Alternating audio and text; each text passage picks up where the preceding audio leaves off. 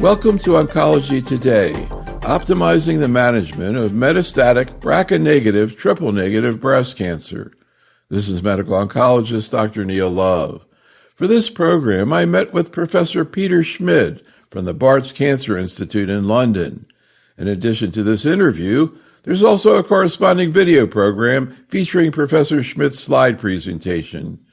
To begin, I asked him to discuss the immunogenicity and potential response to checkpoint inhibitors that's seen in breast cancer compared to other solid tumors. Yeah, really important question. So breast cancer in general, and it's always difficult to generalize, is less immunogenic compared to obviously melanoma, but also lung cancer and some of the more squamous type diseases. But of course, within breast cancer, it's such a wide and heterogeneous disease. There are some subgroups that have a high tumor mutational burden, high mutational load. Triple-negative breast cancer was probably the lowest hanging fruit. But we equally see a group of patients with HER2-positive breast cancer who have a high mutational instability and therefore many neoantigens. And even in luminal B cancers, in ER-positive breast cancer, we probably have many tumor antigens and could consider that. I would expect, and if you look at some of the data, the early studies, for example, in HER2-positive breast cancer, we saw actually interesting signals that were very similar to TNBC. We have seen in early ER-positive breast cancer, again, in the neoadjuvant studies, a very powerful signal for the addition of immune therapy. What is clear is the percentage of patients who may benefit from immune therapy is probably higher in TNBC compared to ER-positive breast cancer. But if we select the right patients, we need to be more proactive in breast cancer compared to other tumor types to find the right patients who may benefit from immune therapy. And that group is smaller in ER-positive breast cancer, but still a group where I would expect immune therapy to work in the future. At the moment, PD-L1 seems to be, despite all the limitations, the best marker we have to select those patients. And PD-L1 in breast cancer is very different to, for example, lung cancer. In lung cancer, in a substantial proportion of patients, PD-L1 expression is found on cancer cells. In breast cancer, most of the PD-L1 expression is actually on the immune infiltrate. And as such, there's a big overlap between PD-L1 expression and TILs. It's very difficult in breast cancer to be PD-L1 positive and not having any tumor-infiltrating lymphocytes. But obviously it gives us a little bit more information than just TILs because it also tells us about the checkpoint status. And so we are continue to work on identifying the right patients, but at the moment it is in TNBC, PD-L1 positive patients with whichever of the two established assays we are using.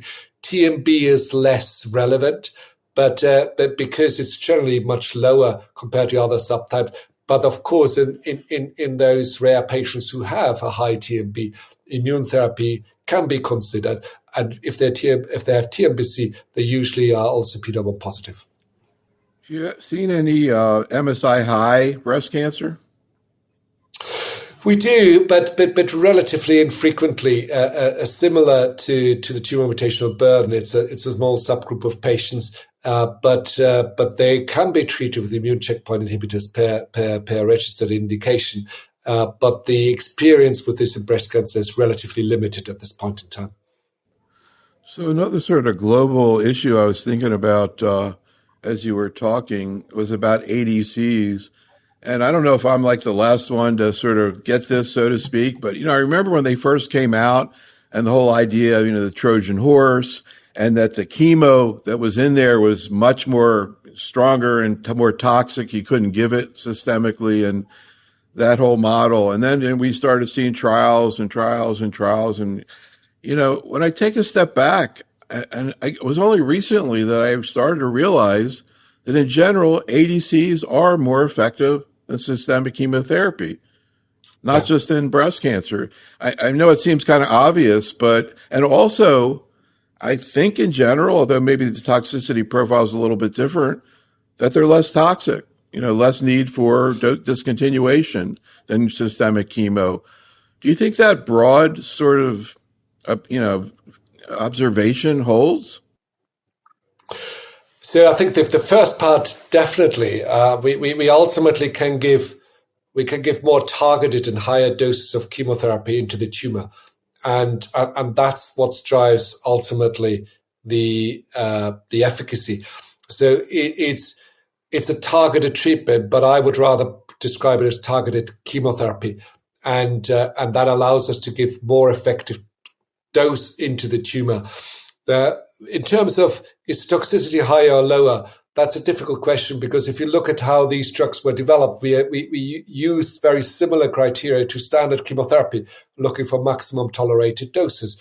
And therefore, the ultimate toxicity profile is relatively comparable to single-agent chemotherapy, but with a much higher efficacy at the end of the day.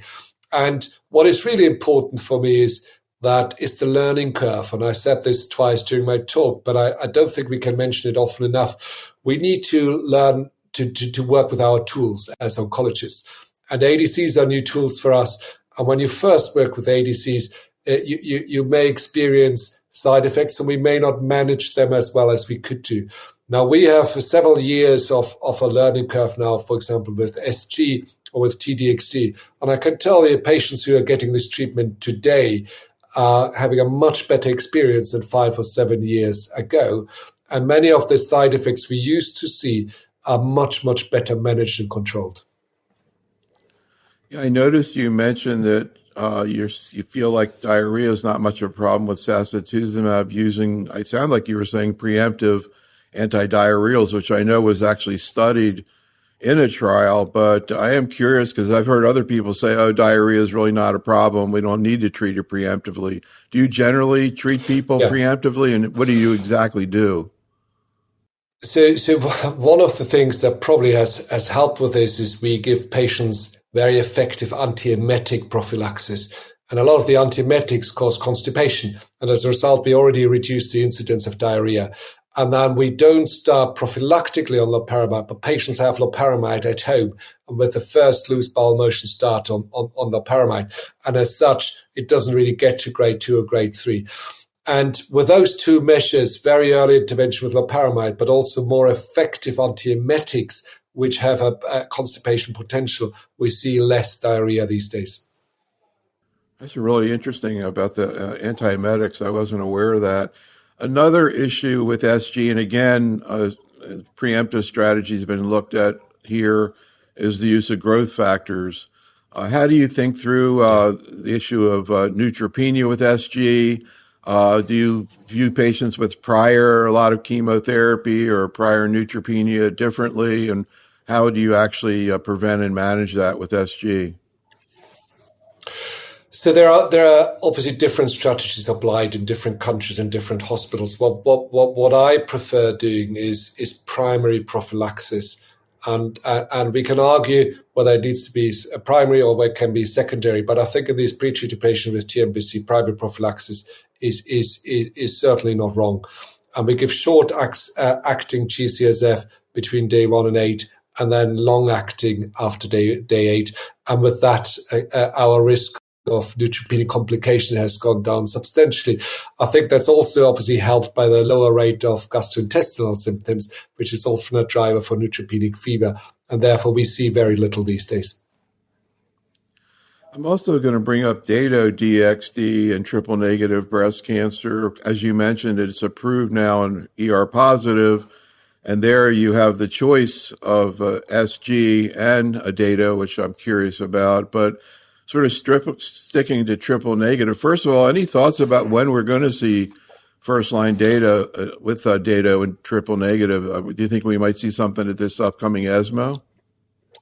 I think the first trial so obviously there are two metastatic trials, TROPION-Breast-02 and 05. 02 is probably going to read out earlier, and it will hopefully soon be in the public domain when that trial will read out, but I don't think it is far off from seeing data. And, it's interesting, too, when you look at these ADCs, at least in terms of triple-negative and ER positive, it seems to be kind of leaping over that, the classic subgroup. It kind of, at least with SASE, I mean, maybe there are differences in ER positive or not, but certainly not like differences between hormonal therapy and triple negative, which obviously it doesn't work. But if Dato does become an option, which seems like it's certainly not unlikely, I guess, we've seen that before. I'm curious how you see that profile. Currently, I don't know if you actually have that available in the UK, but in the US, we have the choice between those two. When you look at the tolerability profile of Dato, what are some of the key things, and how does it actually play out?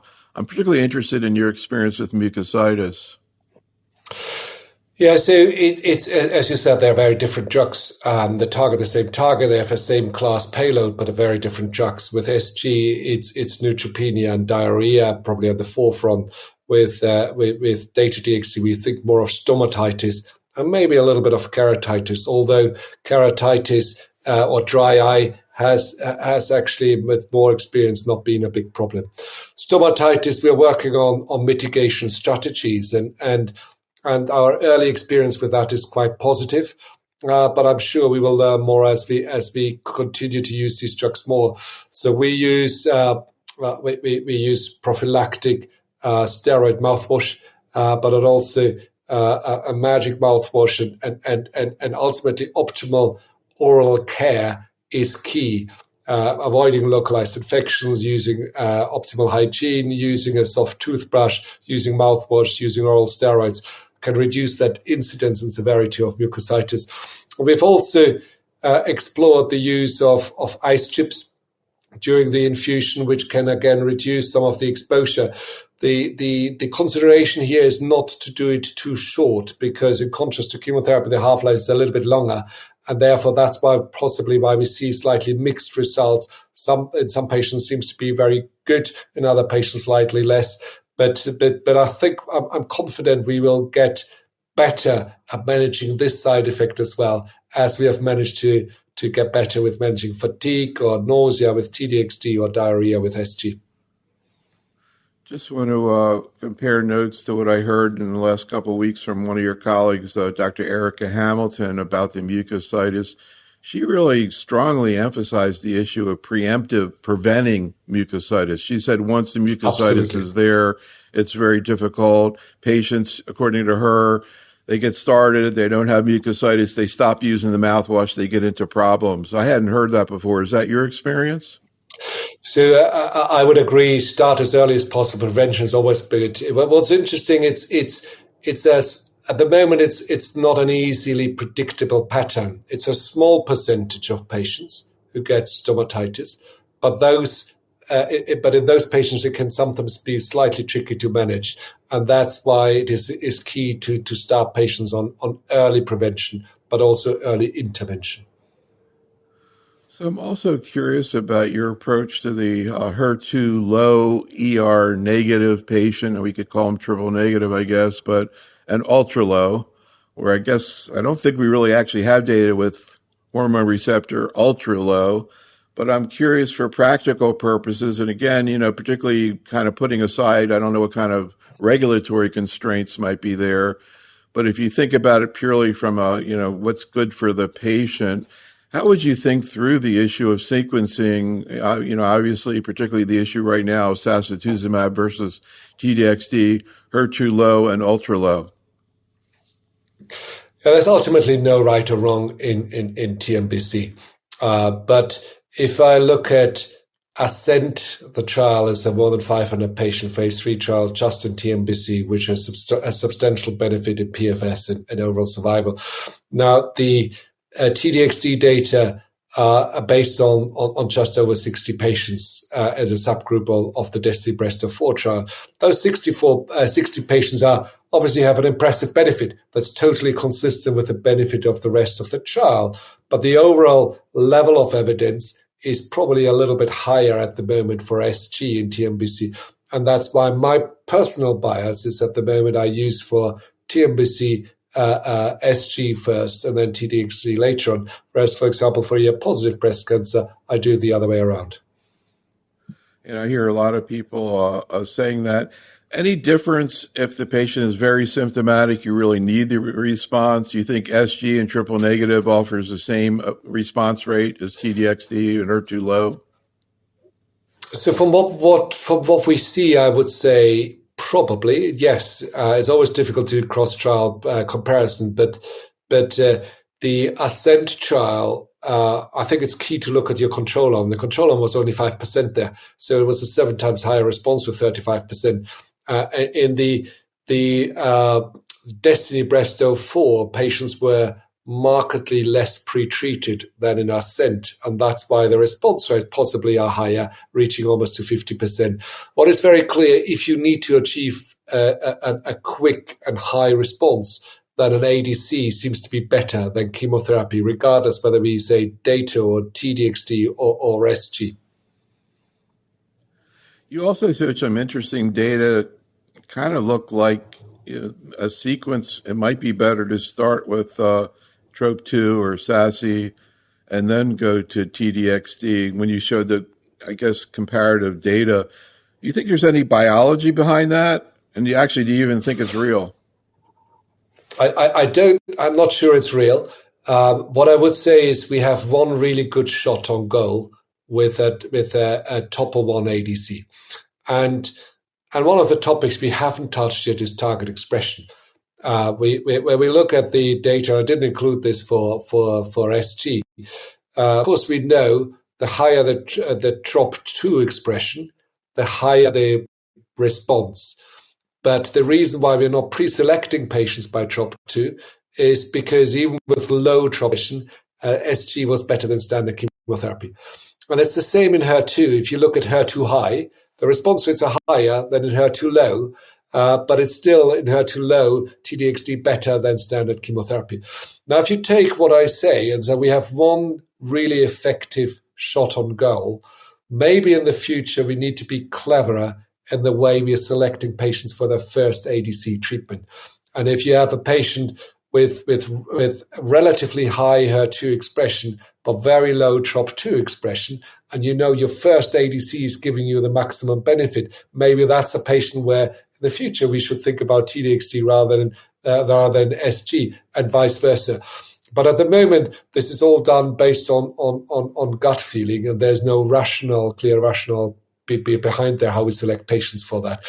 I think ultimately your best ADC should go first, that has the best chances, and the second, most of the resistance is driven by the payload. Your second ADC will always be inferior. I was going to ask you about TROP2 assays and whether we just sort of have given up on trying to look at TROP2 assay results and efficacy. There was this assay reported at one of the lung meetings last year. I think it was actually for Dato, but again, it was in non-small cell lung cancer, some membrane. I don't know, they did it a different way. And there they did see, it looked like they could predict benefit. Do you think at some point we are going to be doing TROP2 assays or not going to happen? I think that's almost a political question. Scientifically, I think it would make sense. And scientifically, the study I would love to see is that you have your standard treatment, which is an ADC, and we have a target expression selected ADC treatment, where you say high TROP2, you choose this, a high HER2, you choose that, high whatever HER3, you choose that. And my gut feeling would be with a target selected or expression selected ADC treatment, we get a little bit further.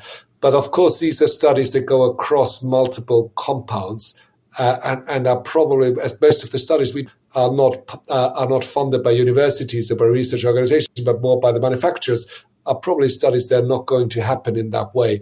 I would find it very interesting. So I've got to compare notes on one other thing I asked Dr. Hamilton about, and our discussion here about targets made me remember this, which is I've heard people say about agents like Dato-DXd, oh, it has a DXd payload, so we need to be concerned about interstitial lung disease.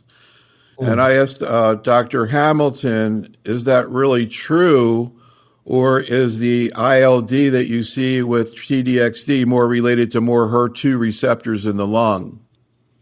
So I'm curious, do you think that other TDXD, other payloads similar to TDXD, like Dato-DXD, have a high rate and same level of severity, or is there something different about a HER2 ADC and ILD? I think it is very specific to an individual drug. Now, of course, an ILD is obviously, as we both know, is a mixed bag term. We have known for decades that with trastuzumab, we can see pneumonitis. As with many other cancer drugs, we can see pneumonitis with paclitaxel, we can see pneumonitis with everolimus, and we're just calling it ILD here. Now, it seems to be the combination of a HER2 antibody with a DXd payload that has that slightly higher rate of ILD, but we do see ILD with data DXd as well, but at a lower level. So it's not just the payload, it's the combination of payload and antibody. So another thing that you mentioned in your presentation, I think it came up in one of your cases I thought was really interesting, was this issue of fatigue with ADCs. I think you were referring, there was a patient who's got sacituzumab. I don't know if it is a general thought you have about ADCs in general, but can you talk about your experience with fatigue when you have an ADC or sacituzumab, when it occurs, what people say to you? And you were saying that kind of there's a tachyphylaxis to it. Yeah, it's a really interesting question where I'm not sure whether others have experienced the same, but I remember a number of patients where I gave them the first cycle of an ADC, and they came back and said, "What have you done to me?" And so we said, "Okay, let's keep going." And with the second cycle, it got much better. And so I now often warn patients and say, you may feel more fatigue in your first cycle, but often, and I have no explanation why, but often it clinically seems to be better in a second cycle. And if not, then obviously we adjust the dose. You think it's like a CNS effect? I have absolutely no idea. I would love to learn more about that. I would also obviously know whether that's just me who has experienced this or whether other people have seen this as well. But I've seen it in a fair number of patients that it gets better without dose reduction.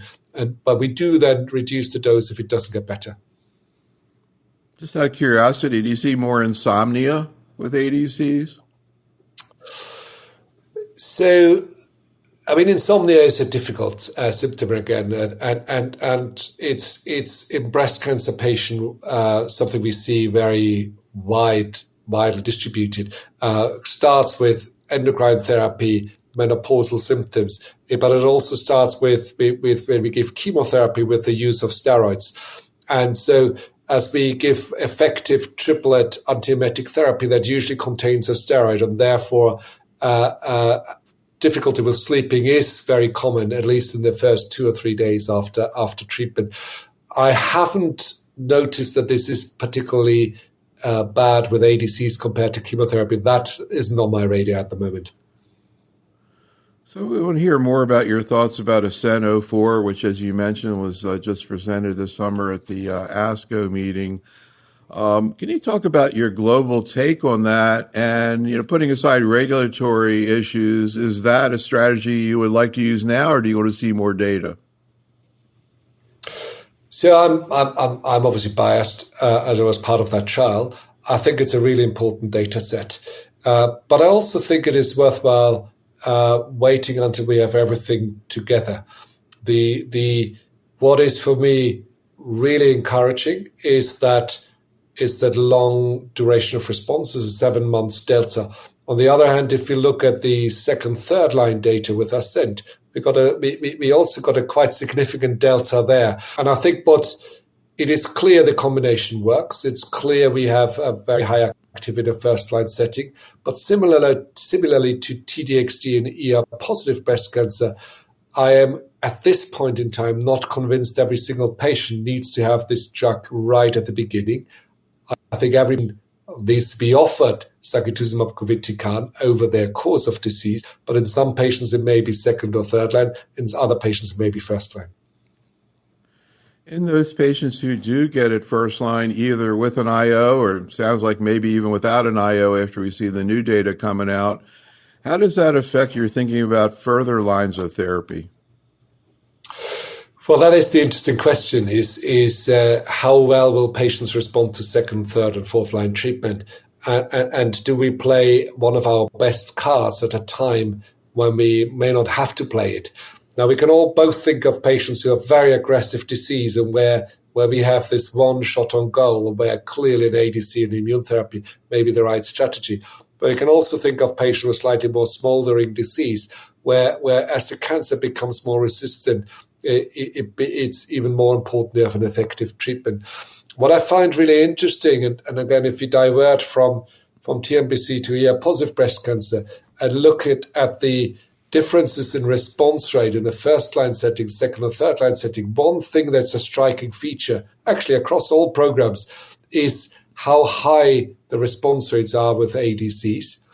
But they are the 40, 50, a little bit over 50% range, but they're not going to 80, 90% outside HER2 high disease. On the other hand, the response rates with chemotherapy, whether it's in ER-positive or in triple-negative breast cancer, in the first-line setting are still relatively good. But in the second or third-line setting, normal chemotherapy doesn't work terribly well. So the delta between an ADC and standard chemotherapy is almost bigger in a second or third-line setting where we have some early signs of resistance. We therefore need to learn, does this better response we have with an ADC, if we give it early, does it allow us to treat patients longer and better, and does it lead to an overall survival benefit? Or is it in some patients better to use the more effective drug when we need it more? Keeping on that theme of how prior therapy affects your decision-making, curious about prior use in the neoadjuvant and adjuvant setting of chemo and IO, how that affects treatment benefit in the metastatic setting, for example, in the ASCEND trial, and also time from neoadjuvant therapy to metastatic disease, how much of a factor that is. Yeah, it's something we have always known for chemotherapy, that your pre-treatment determines how you respond. If you look back to the old taxane data, if you have at least 6 to 12 months from prior taxanes, you can re-challenge patients with taxanes. We haven't quite done that work with ADCs, and we certainly haven't done it properly with immune checkpoint inhibitors. It's for me, immune checkpoint inhibitors are transformative, and I don't think my role at the moment as a treating clinician is to find reasons not to give a drug. I try to find the reasons why I can give a drug that can possibly be transformative for patients. But I think as an academic community, we need to answer this and look into this. And in this context, I think it will be important then to also look at the backbone, because I think the higher activity of an ADC will be an immune enabler. So we need to break down this cancer with chemotherapy or an ADC to make immune therapy work and to bring immune cells in and release those tumor cell antigens. And I think the ADCs obviously have a higher response rate, as we just discussed. So I think even if we had done that work and say, what happens after chemo and immune therapy in the neoadjuvant setting, do you still give it in the metastatic setting? If you combine it with an ADC, it may be a slightly different biology, and therefore I would rather give the immune checkpoint inhibitor too often than not often enough. What's going on in terms of development of ADCs with non-chemo payloads? I've heard that there's like immune payloads that are being looked at. Kind of reminds me a little of a bispecific in a way. But are we just using ADCs with chemo or looking at other payloads? So there are, as you quite rightly said, there are immune payloads are being under investigation. There are also radioactive tracers there, which I think is a really powerful tool. And because ultimately, the way, as you know, I'm always very simplistic. The way I look at this is the antibody brings it there, and then we have to have something that kills the cell effectively. And chemotherapy does that well. Radiotherapy does that fantastically well and may not be cross-resistant to some of the things. Immune therapy could work, but it comes down to what mechanism we utilize. You mentioned bispecifics again. That's a really interesting area, and of course, there's a lot of interest and hope. For example, in the PD-L1 VEGF bispecifics, and you heard me mention bevacizumab as a drug, which is not very often used in the US, but there's clearly a potential of VEGF targeting drugs and making tumors more immunogenic or more susceptible to immune therapy. And if you have this now in one molecule, I think some of the early data are really interesting, and I'm curious to see how this pans out in the bigger studies. Yeah, when you were mentioning bevacizumab, I was kind of flashing back. I think it was at the 2005 ASCO meeting. It was actually in Orlando at that point when the adjuvant trastuzumab trials were all presented. But there was also, I think Kathy Miller was the one who presented the BEV study. And at that time, it was positive, but that was 20 years ago. And now, as you say, it's going in the United States, but being used other places, including in Europe. What's the thinking in terms of the benefit of BEV? So it's a difficult question, and I think there's a little bit of politics involved as well. Because if you think about, you could probably give me names of 10 drugs that were approved based on a PFS benefit and not an OS benefit. And what we saw consistently with bevacizumab was a PFS benefit and a better response, but we did not see an overall survival benefit. And as a result, for reasons that I can't fully explain, it was in the US, it was decided not to continue with this drug, whereas in the rest of the world, many centers, hospitals, and countries said, actually, we have a better response, we have a longer progression-free survival. That clearly is something positive, even if patients may not live longer. So I think that's a unique situation, which is not just factual, but there's also possibly some health politics kicks in. So a couple other related things that kind of popped into my mind, kind of a little bit off of triple negative, but still the same basic principles. We were talking about bispecifics, and I'm getting ready right now to do a CME program next week on biliary tract cancer. Nowadays, we can do an entire program just on that. And one of the drugs there that's approved that's very interesting is zanidatamab, the anti-HER2 bispecific. So, what do we know about that in breast cancer? And in general, again, this idea of, lung cancer, they have, I think, amivantamab, same thing, hitting a receptor in 2 points. Any thoughts about Zani and also that kind of strategy in breast cancer? Yeah, so combining, bringing in some of the immune effects is obviously particularly interesting when you treat with HER2 target agents. So I think these are, for the right group of patients, very interesting drugs. The challenge is always this is not a conventional targeted drug where you say, this is my target, this is what I do, this is the target population. But we have to, for example, use this to enable a different antibody to work more effectively by activating the immune system around it. I think it's an interesting concept. So again, slightly off of triple negative, but related to what we're talking about. We were talking about the idea, the possibility, or maybe likelihood that Dato-DXd may become part of triple negative management. But as you mentioned, it's already with ER positive. I'm kind of curious how you think about this issue, or let's say theoretically, again, putting aside regulatory issues or access, how you think about Dato versus SASI in ER positive disease. Yeah, it's very difficult to do those head-to-head comparisons, isn't it? If you look at the actual trials, the Dato-DXd trial was in an earlier line than the sacituzumab govitecan trial. And there were, for example, no fourth line patients in there. So if you try to cross compare those data, then that is always unfair, and I think it's very difficult to do that. We can better compare the current performance of Dato-DXd with T-DXd, different target, but they were at least trials in a very similar patient cohort.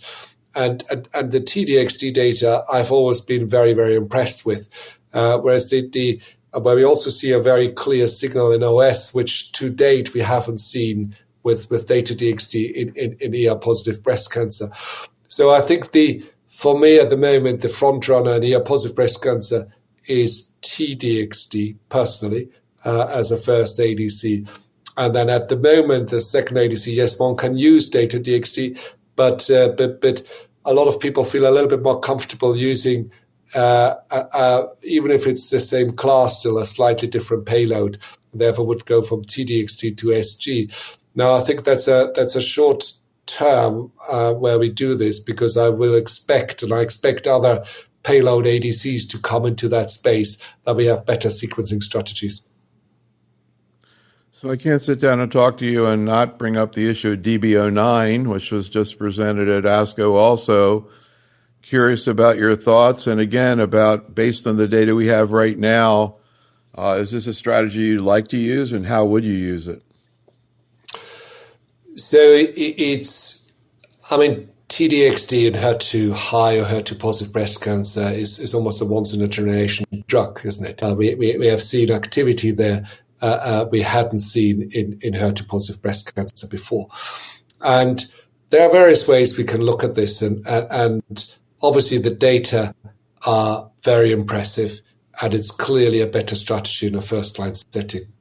But we can also come up with some caveats, and it's a relatively short follow-up. So my expectation is that the medians actually will get better, because the delta at the moment between the two arms is a little bit less than we thought.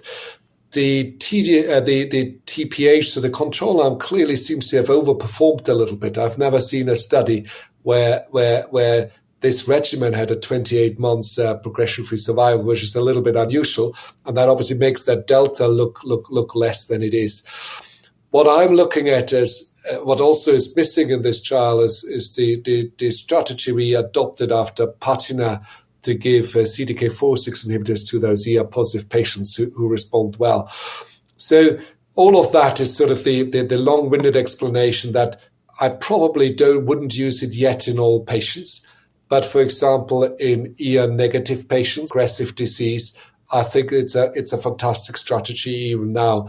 I think we will have to see what is the OS benefit ultimately, because if we can achieve with TPH and then a CDK4/6 inhibitor and ER-positive breast cancer already a good control of disease for 3.5 years, and now we can also with TDXT on average have an effective treatment for another 3 years, we will need to see how long and how effective are other treatments after TDXT. So there's no doubt that TDXT is the most effective treatment, but what do I do after TDXT? That I'm not entirely sure about. That's why I would wait a little bit before I say this is a strategy for all patients, and overall survival is obviously an additional important feature that will make our decisions easier.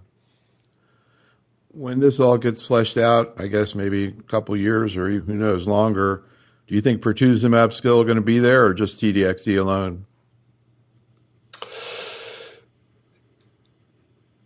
It will be interesting to see. I'm not convinced that the pertuzumab will add as much as we think to this powerful ADC TDXT. But I may eat my words when the other comparison is going to be presented. I wouldn't be surprised if the data are not massively different. But let's see whether I'm wrong. I second your prediction for what it's worth, but we'll see. I always follow your lead. Yeah, right. I guess another issue is, again, if you get in a position where you're using TDXT up front and the patient's tolerating it okay, are you going to use it indefinitely or stop and go to a maintenance strategy? That is a really brilliant question. And there are academic studies ongoing. I think a lot of us feel it would be a fantastic induction treatment, and then you maintain with dual HER2 blockade, with pertuzumab, possibly then with a CDK4/6 inhibitor, or bring some of those novel agents in there. But these are studies, they're very difficult to do, and then it comes down to what level of evidence do we need. I think a lot of clinicians I talk to would love this as a strategy, but that's obviously not going to be an approved strategy. And doing a big phase 3 trial with such a concept will be very difficult to do. Would you want to see a phase 3 trial before you added in Palbo or another CDK inhibitor, or you'd be okay doing it now?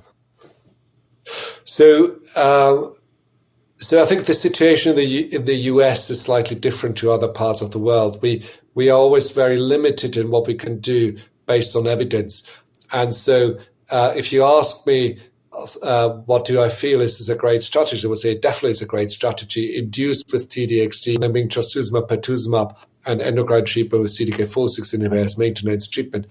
But I won't be allowed to do that in our healthcare systems because I have got sufficient evidence for that. The other interesting question there would be, can we then re-challenge with TDXD, which I would love to do? So you induce, you maintain, there's progression, you bring TDXD back in, and I think that could work as well. That would be, from a patient perspective, very attractive, minimizing toxicity and keeping that efficacy. Yep, they're doing that in prostate cancer, but that's another story. Yeah. Intermittent endocrine therapy, but yeah, that's a fascinating thought. This concludes our program. Special thanks to Professor Schmid, and thank you for listening. This is Dr. Neil Love for Oncology Today.